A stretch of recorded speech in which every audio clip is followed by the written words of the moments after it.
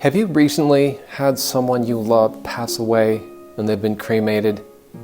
You find yourself in the need of an urn.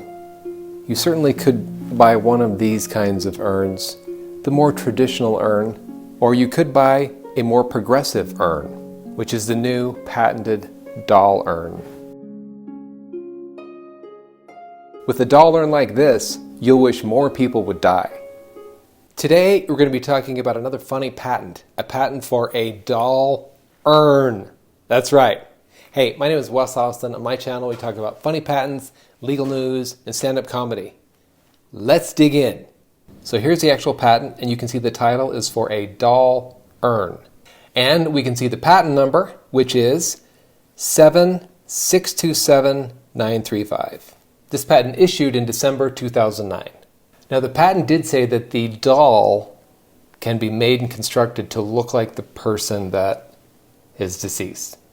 So you can make this look like Aunt Jolene or whoever. That seems weird. Here's a video testimonial from one of our customers. Talk to me. Come on, talk. So we're going to try to build one of these doll urns. First thing you need is a doll, okay? I happen to have a doll in the house. This is the only one that my wife would let me use, so I'm sorry that it looks the way it does. This is all I've got. So looking at figure 2, you can actually see the container for the ashes right here. So the first thing you need to do is we need to cut a hole in the head so that you can put the little container of ashes down into the head of the doll. I don't recommend doing this at home. This is not like a children's activity, making a doll urn. This is more for adults who just are sick of normal urns and would like to shake things up a little. So I'm going to put on my work gloves. I have work gloves. Of course I have work gloves. Okay. If your doll has a hat on, take it off because there's no reason to cut a hole in the hat. Here's another video testimonial from one of our customers.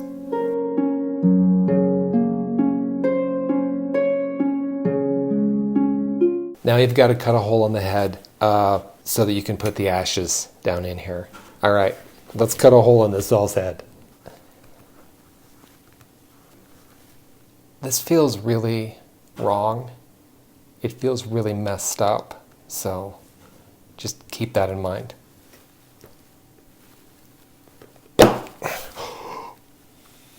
Oh no, look at that. We can't tell Mom about that. Let's check the hole to see if it's big enough. So I think the hole is big enough. We can now put the ashes in the doll. Here is a little container for the ashes. It may look like an old medicine bottle, which is nice because then if kids are trying to get the ashes out, it's childproof. But they shouldn't be messing with this. Now, we're not going to use ashes of a person or an animal, okay? We're going to use protein powder. I got lots of protein powder.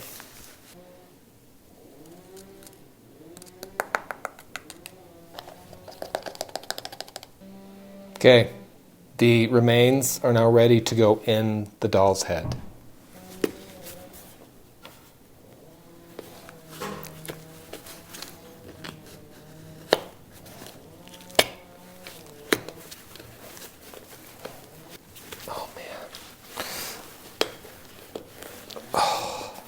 Voila.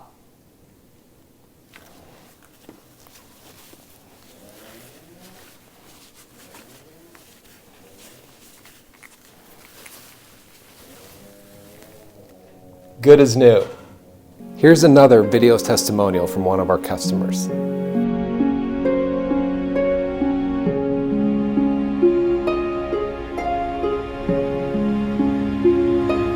We've never actually had a positive testimonial from a customer before.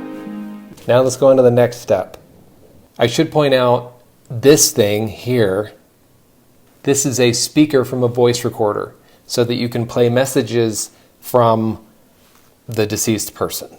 I mean, old messages, they're not going to be communicating with you now because they're not alive. But anyway, so like if you have old voicemail messages or other kind of messages, you can put them in this doll and play them back. So we're going to put this in the back of the doll. So we're going to need a knife. Wait, what? No, that's a bad idea. Mom's gonna be pissed. Normally, you'd put the voice recorder inside of this little doll urn. We're going to cheat, and we're going to put it in the back of the clothing of this little doll urn so that I don't get in trouble. Now that this voice recorder's in there, you can play messages from the deceased person. My computer isn't working. Can I come over and use your internet? When are you picking me up? I thought you'd be here by now. Do you want this can of beans?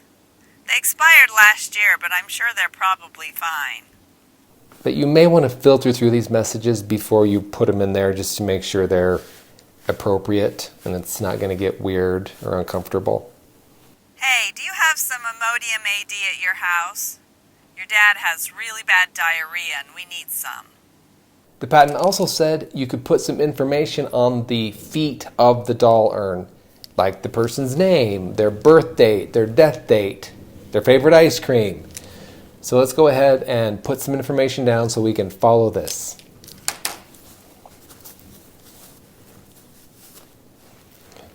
I don't like taking socks off. That's so gross. As you can see, I wrote the information on the feet of this doll urn. So the name and the date of death. Wes and October 1st.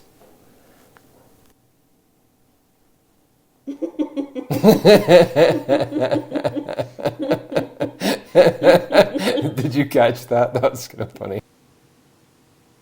Gerald died today, so your dad flushed him down the toilet. You remember Gerald the fish, right? Sorry, that was dumb.